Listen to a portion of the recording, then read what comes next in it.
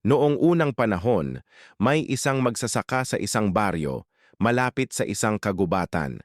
Mayroon siyang malaking hardin na may isang matandang puno ng mansanas, pati na rin ng iba pang halaman, puno, at magagandang bulaklak. Noong bata pa ang magsasaka, madalas siyang maglaro sa ilalim ng puno ng mansanas.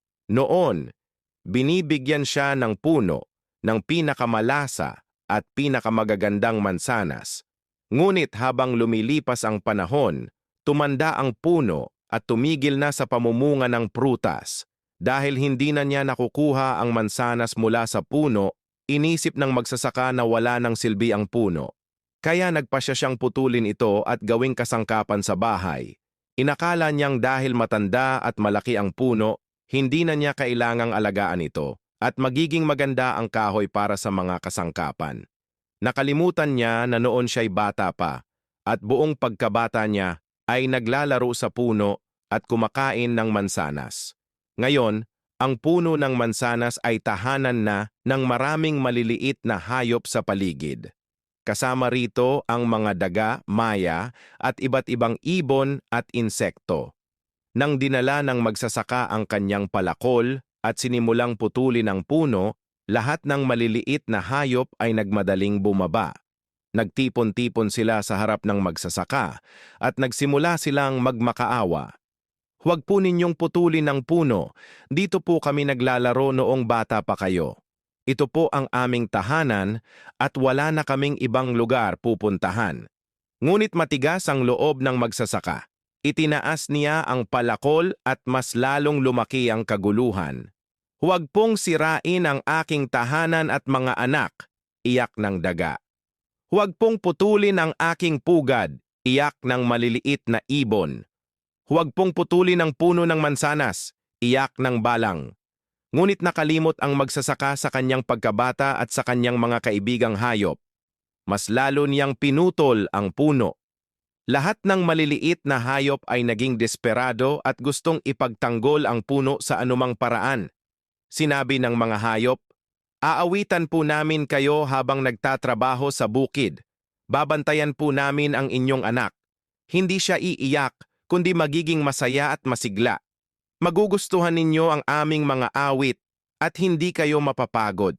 Ngunit hindi pinansin ng magsasaka ang kanilang mga hiling. Patuloy siyang nagputol ng puno. Biglang may napansin siyang kumikinang na bagay. Nang kanyang silipin, ito ay punong bubuyog na puno ng pulot. Kumuha siya ng kaunti at inihigop sa kanyang bibig.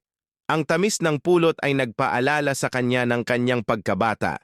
Biglang bumalik ang mga alaala ng kanyang kabataan. Ang pulot ay napakasarap at nagdulot ng kaligayahan sa kanya.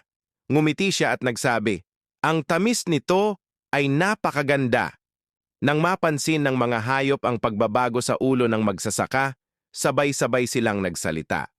Ang bubuyog, "Palagi kitang bibigyan ng matamis na pulot." Ang daga, "Ibabahagi ko sa iyo ang anumang dami ng mani na gusto mo." Ang mga ibon, "Aawitan ka namin ng maraming awit na gusto mo." Sa wakas, naunawaan ng magsasaka ang kanyang pagkakamali. Inilapag niya ang palakol at naisip na ang puno ay tahanan ng maraming hayop na nagbigay sa kanya ng kasiyahan at tulong. Nais niyang maranasan ng kanyang anak ang kabataan na naranasan niya noon. Naisip ng magsasaka na ang puno ng mansanas ay hindi pala walang silbi. Ang bata sa kanyang puso ang nagligtas sa puno. Itinapon niya ang palakol at sinabi sa maliliit na hayop, "Ipinapangako ko na hindi ko na putulin ang puno. Nais kong mabuhay kayong lahat ng payapa at masaya." Nagpasalamat ang maliliit na hayop sa bubuyog. Kung hindi natuklasan ng magsasaka ang punong bubuyog, baka nawala na ang kanilang tahanan. Patuloy silang namuhay ng masaya sa matandang puno ng mansanas. Aral: ang bawat nilalang sa kalikasan ay may gamit. Huwag nating sirain ang anumang buhay na nilalang.